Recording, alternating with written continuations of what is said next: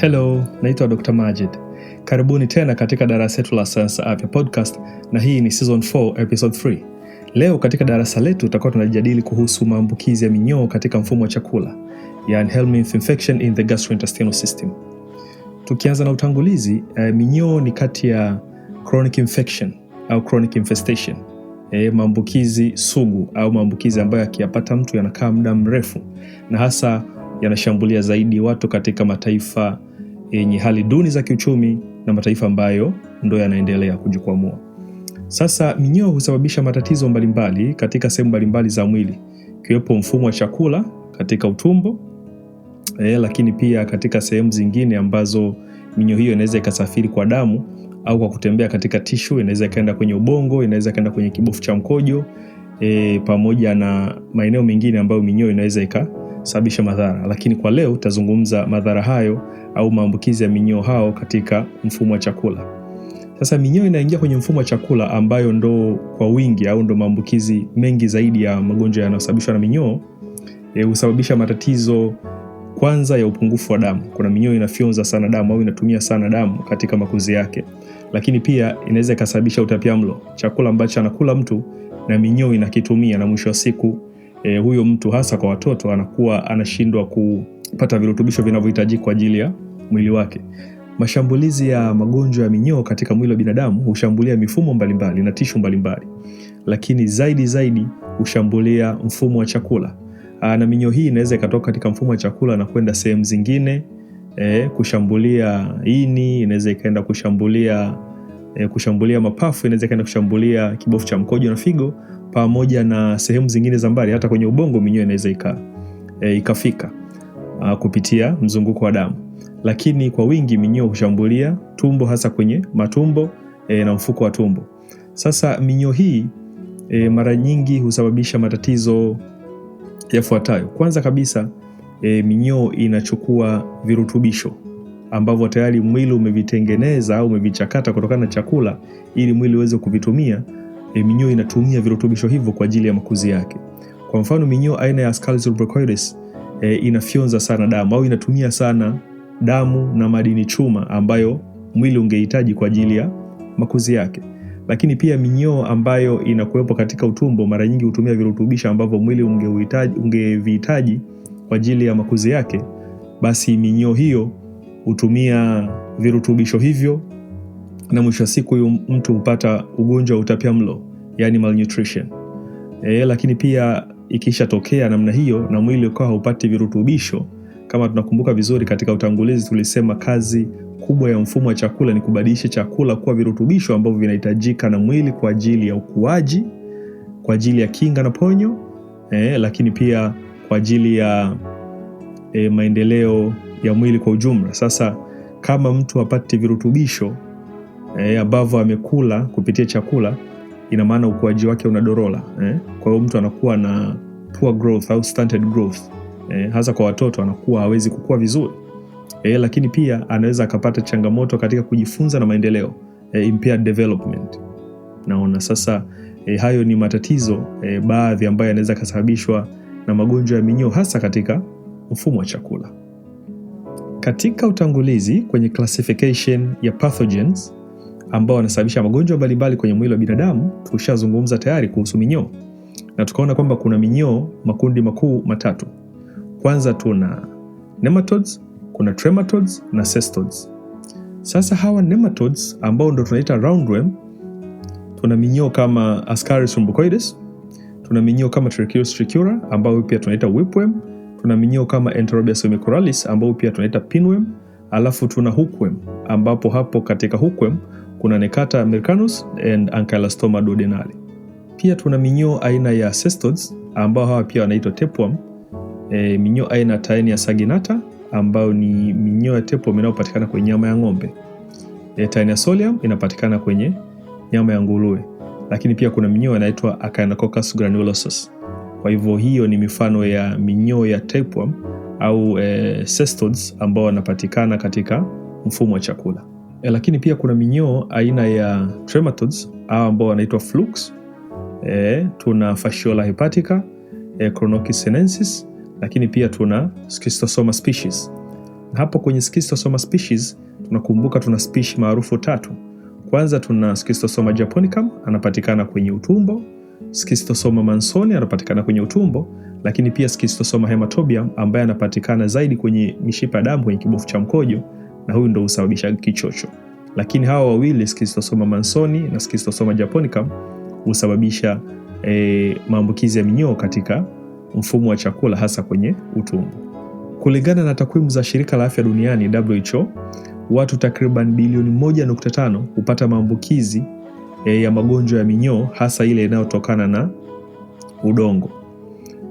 Na baada ya kupata magonjwa hayo, hawa watu hupata madhara sana, na wengine hupelekewa kupata matatizo tuliyataja hapo mwanzo kama kupungukiwa damu, kupata utapiamlo, lakini na wengine wanaweza kufariki kabisa.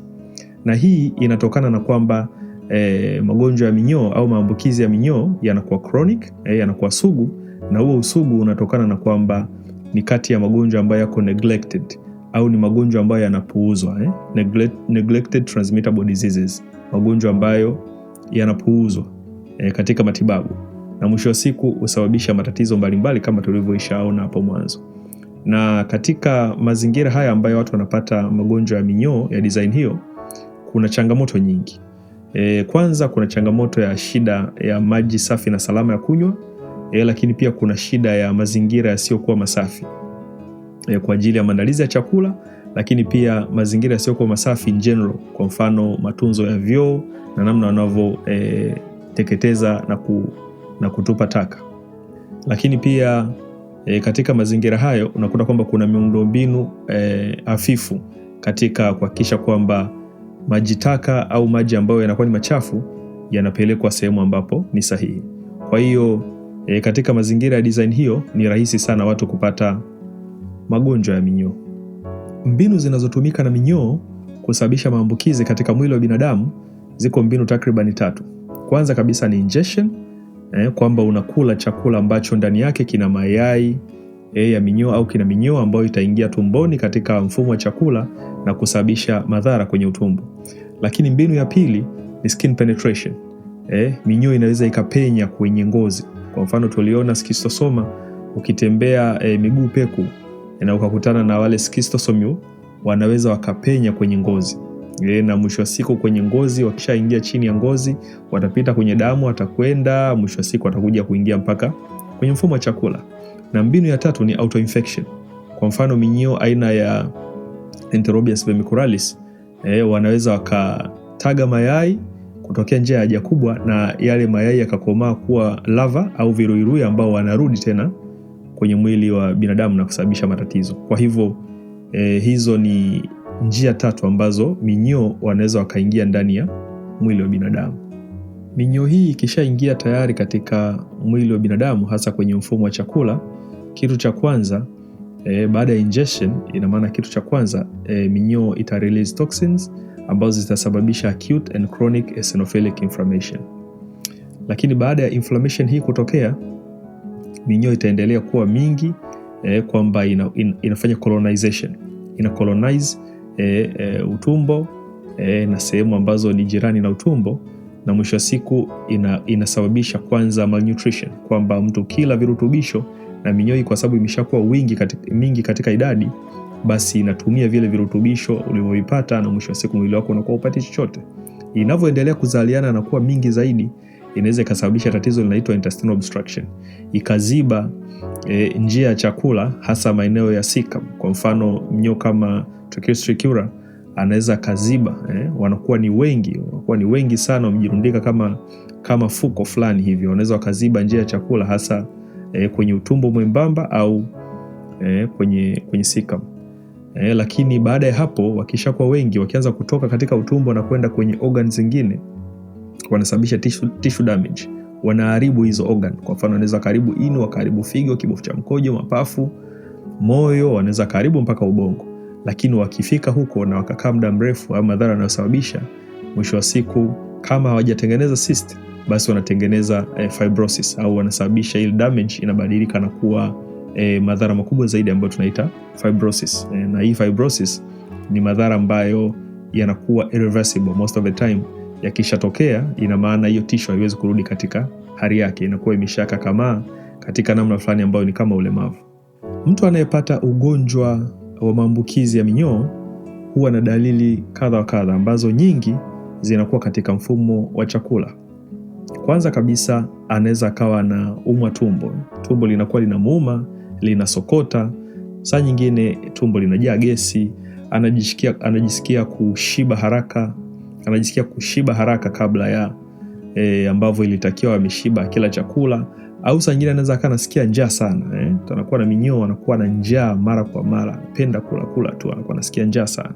Anaweza akawa na kichefuchefu, anaweza akawa anatapika, tumbo linaweza likawa linavimba. Hayo ni matatizo ambayo yanaweza katokea katika mfumo wa chakula kwenye tumbo, na inakuonyesha kwamba huyu mtu anakuwa na minyoo au anaweza akawa na minyoo. Lakini pia anaweza akawa anaharisha choo cha majimaji, anaweza akawa anaharisha damu, lakini pia anaweza akawa na dalili zinazoonyesha kwamba mwili wake upate virutubisho vya kutosha. Anachoka haraka au kuishiwa nguvu kirahisi, pamoja na kwamba amekula lakini mwili haupati virutubisho, kwa hivyo anachoka na kuishiwa nguvu. Lakini pia anaweza akawa na dalili zinazoonyesha kwamba ana upungufu wa damu, kama inavyokuwa kwamba macho na midomo inapauka. Lakini pia anaweza akaenda mpaka kwenye utapiamlo, kwa sababu hapati virutubisho.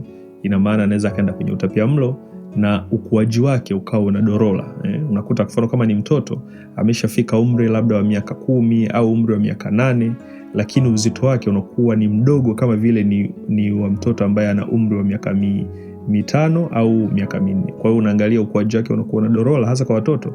Unapaswa kushtuka kwamba inawezekana huyu ana matatizo ya maambukizi ya minyoo, ambayo tushasema tayari kwamba matatizo yanakuwa ni chronic, yanakaa muda mrefu au yanadumu muda mrefu yakishaingia kwenye mwili wa binadamu. Sasa anapokuwa mtu ana tatizo katika mfumo wa chakula, na tukadhani kwamba inawezekana limetokana na minyoo au maambukizi ya viumbe wengine au pathogen wengine kama tulivyoshaona, ni vyema akawahi hospitali kwa ajili ya matibabu. Sasa akifika hospitali, pamoja na kuchukua taarifa zake, anajisikiaje, anaumwaje, ameanza kuumwa lini, alikula nini na imekuaje, yawezekana vikafanyika vipimo kadha wa kadha. Kwanza kabisa ni kipimo ambacho kitachukuliwa sample ya choo.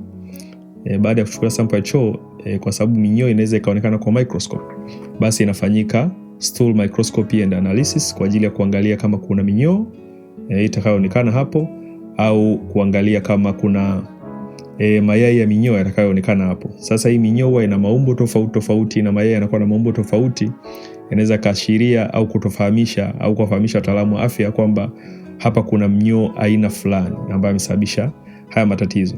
Lakini pia inaweza ikachukuliwa sample ya mkojo, ikafanywa microscopy kuangalia kama kuna minyoo ndani ya mkojo, hasa minyoo ya kichocho, Schistosoma hematobium, wanaweza kawa ndani ya mkojo, sample ya mkojo.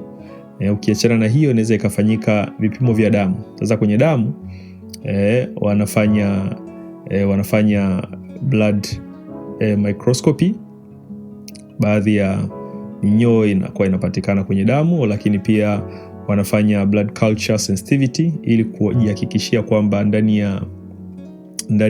ya damu hakuna bakteria au pathogen wengine ambao wamesababisha ugonjwa. Lakini pia wanafanya picha ya damu, blood picture, ambayo itaonyesha vitu mbalimbali. Katika picha ya damu tutaona kwanza kabisa concentration ya hemoglobin, ambayo inakuwa inaashiria kwamba kama ikiwa imeshuka, basi huyu mtu ana matatizo ya minyoo, ambao wanakuwa wanatumia kiasi kikubwa cha hemoglobin ambayo inatumika kutengeneza damu. Madini chuma yanaweza yakawa yamepungua, tunaweza kaona hiyo kitu kwenye damu. Seli nyekundu zinaweza zikawa zimeharibika au zinapungua, hiyo kitu pia tunaweza tukaona kwenye damu. Lakini pia kuna cells zinaitwa eosinophils, zinaweza kawa zimeongezeka. Hii kitu inaashiria au inaonyesha kwamba kuna eosinophilic inflammation.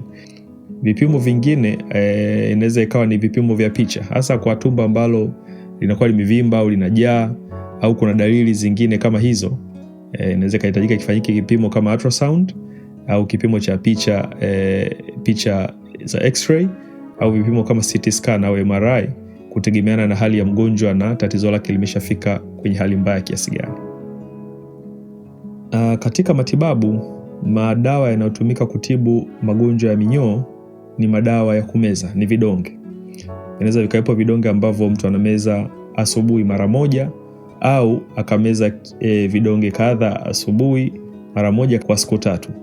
Na kinga ni bora kuliko tiba. Kwenye kinga hapo tunaona kwamba na pamoja na hizo kampeni za kutokomeza minyoo, zipo kampeni mbalimbali. Kwa mfano, kuna kampeni ya kujenga vyoo, zinakuwa zinafanyika kuhamasisha watu kujenga vyoo na kuacha kujisaidia holela au sehemu tu za nje.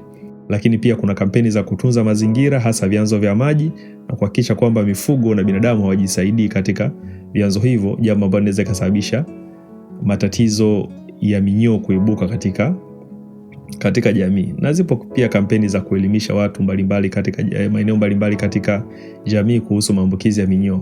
Pamoja na hayo, zipo kampeni za kuelimisha watu kuhusu usafi na usalama wa chakula, usafi na usalama wa maji, kuhakikisha kwamba maji yamechemshwa na yamechujwa. Kwa sababu kuchemsha maji tu hakutoshi. Ukishaacha maji unachemsha na yamepoa bila kuyachuja, unaweza pia ukajikuta kwamba umechukua baadhi ya vimelea vya magonjwa ya minyoo na vimetumika katika hayo maji ya kunywa. Lakini pia chakula inapaswa kupikwa vizuri na kikaiva, hasa nyama. Pika vizuri iive, kwa sababu tumeona nyama kwa mfano ya ng'ombe, usipopika ikaiva vizuri unaweza kupata minyoo aina ya Taenia saginata. Naona ipo minyoo inapatikana pia kwenye samaki. Hakikisha kwamba nyama umepika na imeiva vizuri. Na baada ya kuwa chakula kimepikwa na kimeiva vizuri, kifunike au kitunze katika mazingira ambayo hayafikiwi na nzi. Nzi wengi wanaruka kutoka vyooni au chooni au kwenye vichaka, wanatua kwenye chakula. Ukila hicho chakula unakuta tayari wameshaweka uchafu ambao una aidha ni mayai ya minyoo au vimelea vya minyoo, na mwisho wa siku kila unaweza ukajikuta kwamba umepata maambukizi ya magonjwa ya minyoo. Pamoja na kuhakikisha kwamba unanawa mikono kabla ya kula, unanawa mikono baada ya kula, unanawa mikono baada ya kutoka chooni. Hivyo ni vitu vya muhimu sana kuzingatia, hasa kama tunahitaji kujikinga na magonjwa ya minyoo. Basi mpaka hapo natumai umejifunza mambo mengi sana kuhusu magonjwa ya minyoo katika mfumo wa chakula. Kwa niaba ya timu nzima iliyoshiriki kuandaa maudhui haya na kuyakamilisha, ningependa kukushukuru sana kwa kututizama na kutufuatilia. Sina la ziada mpaka wakati mwingine. Bye bye.